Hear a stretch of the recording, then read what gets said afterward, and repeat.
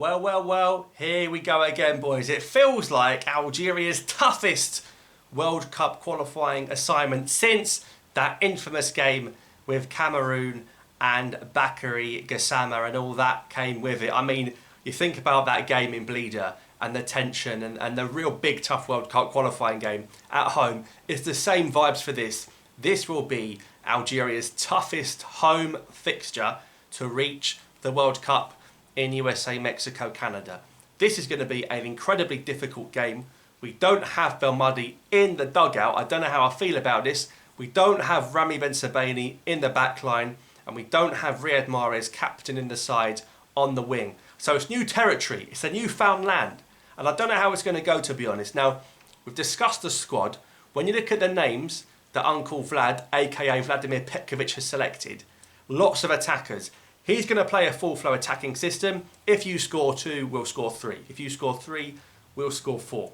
And you've only got to look at the first 2 games under Petkovic back in March in the FIFA series where we played Bolivia, won 3-2.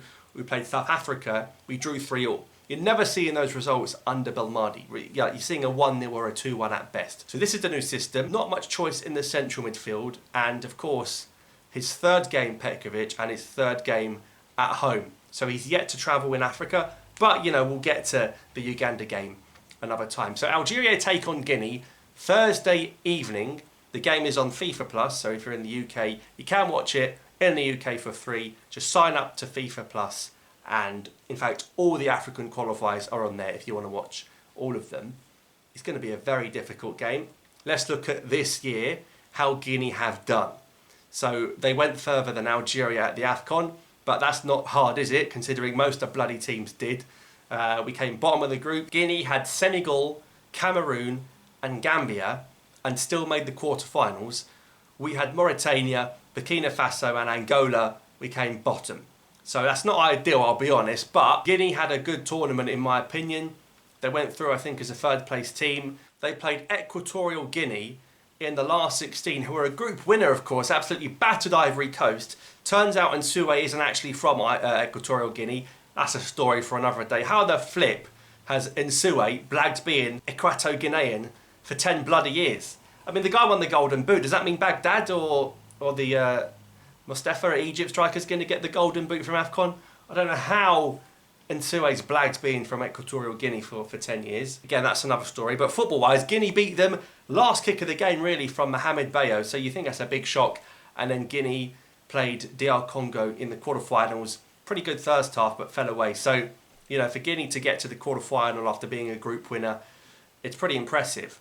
And you look at their squad, they've got some good players. They've got Girassi up top. Only Harry Kane outscored him in the Bundesliga. So he's a firing, lethal finisher. And he'll be going against a defence that has no Ben-Sebaini in it. You're thinking if Girassi's bagging 30 goals against Neuer, against Kobel and all these goalkeepers, he's playing Mandrea.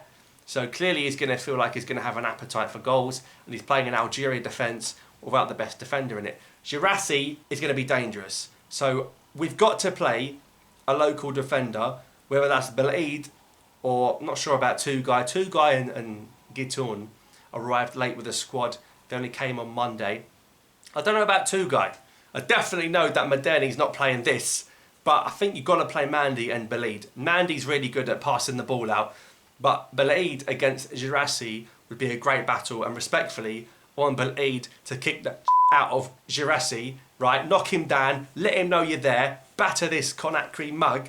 I don't want to see Girassi get any time and space on the ball. I need Belaid to kick the out of this guy. Let him know you're there, son. Bang, bang, bang. Deal with Girassi, I think you deal with Guinea. Sorry, guys, I'm getting a bit passionate about this, but this is a big game. I want to see passion. Then you've got Mohamed Bayo, who's at Le Havre in Ligue 2, or Ligue 1, I think, actually. Now, Bayo and Girassi are both good attackers, so we're going to have to be on it. We're not playing, respectfully, we're not playing Somalia, we're not playing Niger, we're playing Guinea and AFCON quarterfinalists. If we're not on our game, boys, we're going to get done in Baraki. We're going to get battered in Baraki, so we've got to be on it. You look at that league table, Guinea on 3 points. They literally lost to Botswana away. There's no excuses. Now, you can look at it 2 ways. You can say, okay, they lost in Botswana, so they're not on 6 points, they're on 3 points. There's less pressure on this. Or you look at it and say, okay, because they didn't get anything in Botswana, they're going to try even harder than usual to get points in Baraki. So it depends what way if you look at the coin, or the glass half full or the glass half empty. But either way, an incredibly difficult fixture. And we're still yet to have, in my opinion, a memorable Baraki game. You know, when you look at Algeria's games in Bleed, they used to say never lost in Bleeder or 5 July Stadium.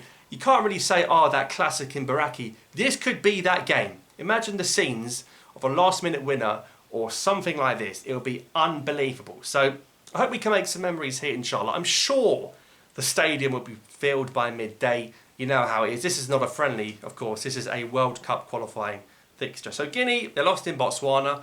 That was prior to the AFCON. We talked about their AFCON getting to the quarterfinals. And then they played 2 friendlies in March. A bit weird. They played Vanuatu and Bermuda, and they battered them 5-1 and 6-0.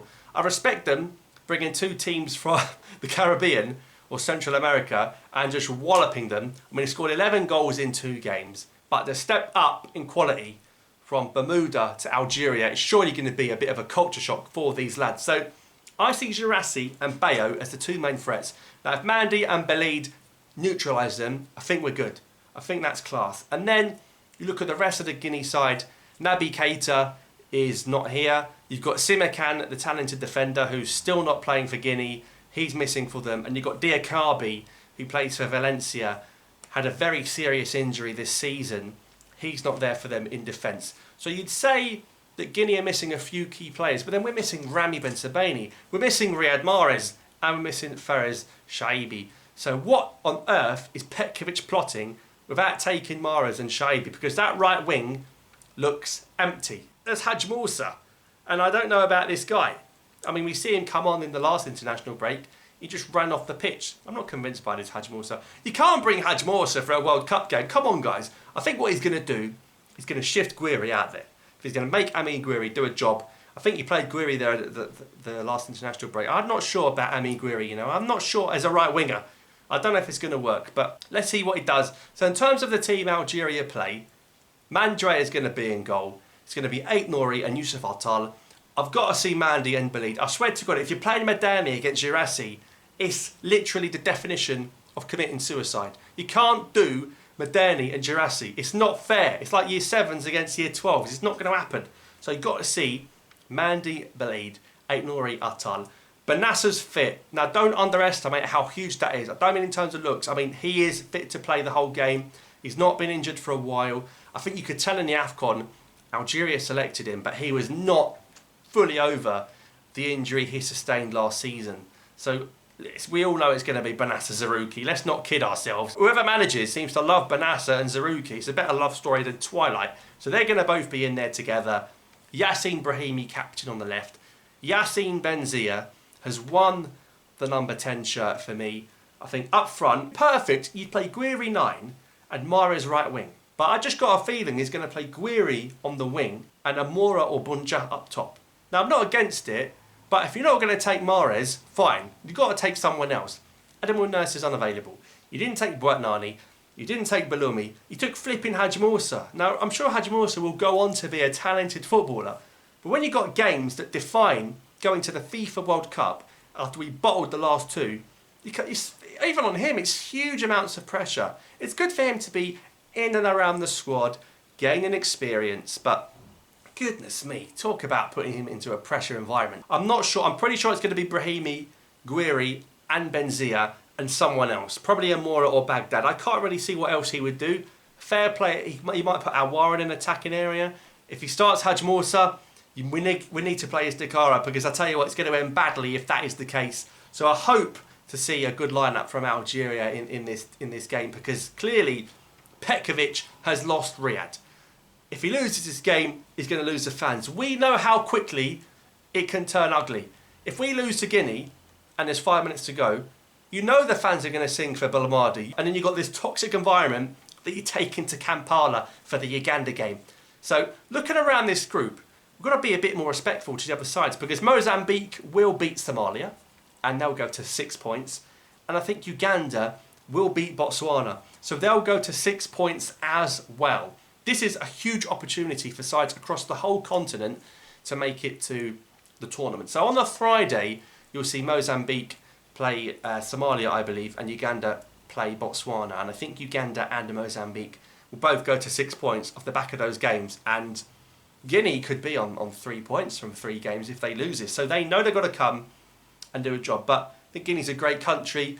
Obviously, the army trying to take over, it's not ideal, but really nice people. You hope for a good game, and you hope for a good referee. Now, what's interesting is the referee originally selected for this game was Joshua Bondo. Now, the FAF were not happy with that appointment. He sat on the VAR for Algeria's AFCON, and we know we didn't get a single VAR decision for us. He also gave the pen against Ben Talib, and he gave the pen against Ait-Nouri. So that's the guy that was going to do this game. FAF have changed it to the Ethiopian official. I can't remember his name, but he's a very good referee. So I think that's a positive thing. I think Bondo would have done his best to put Algeria in all sorts of trouble in this fixture, to be honest. The Ethiopian official was very good. He's fair. I don't want to come on here at full time talking about the referee. Win, lose or draw. If we're talking about refs again, there's a clear agenda against us. We win this game, book your tickets, book your flights, book your hotels. I think we're basically there, considering that you can even come second and potentially qualify. If we don't beat Guinea, you're causing drama. You're causing drama, you're putting pressure on the Uganda game. Look, it's going to be tough. It's going to be very tough. Petkovic isn't used to these sort of African big qualifying games. He's used to European ones with Switzerland and playing Moldova and Albania and all these guys. Different kettle of fish here, mate. So let's respect Guinea. I think we're going to win 2-1 because we're at home. And I'll take any win. 1-0, own goal in the last minute off like Bayo's head or something. I'm taking it. But it's not going to be an easy game by any stretch of the imagination, considering we didn't beat Angola, Burkina Faso, Mauritania. This is going to be a difficult encounter. So I think credit to Algeria if they get the win. I'm going to go 2-1, inshallah. I want to see Guiri do something of note. I don't mean score a fluke against Somalia. I mean do something useful. Yet to really show up for me, but it was a big blow to not have him at the AFCON. I think Brahimi's going to be dribbling all day long. We know he does the same skill, right? This is the Brahimi skill. You run down with him, he turns around and then does a 360 again. He just spins back and forth. The funny thing is, defenders never read it. It's so obvious what Brahimi's going to do, the spin back, the little drop of the shoulder and turn back the other way. But yet defenders can't deal with it. That's testament to how good he is. He's a great captain. I'm sure he won't finish the game. He'd be exhausted doing that for 90 minutes. But Petkovic, tactically, is going to get tested by a Guinea side that made the quarterfinals of the AFCON, that battered a couple of sides in the Caribbean. Now it gets serious, because if Algeria bottle this, it's going to be very difficult to make it to the tournament. So let me know what you guys think. I think it will be Benacer Zarouki. I think Belid has to play.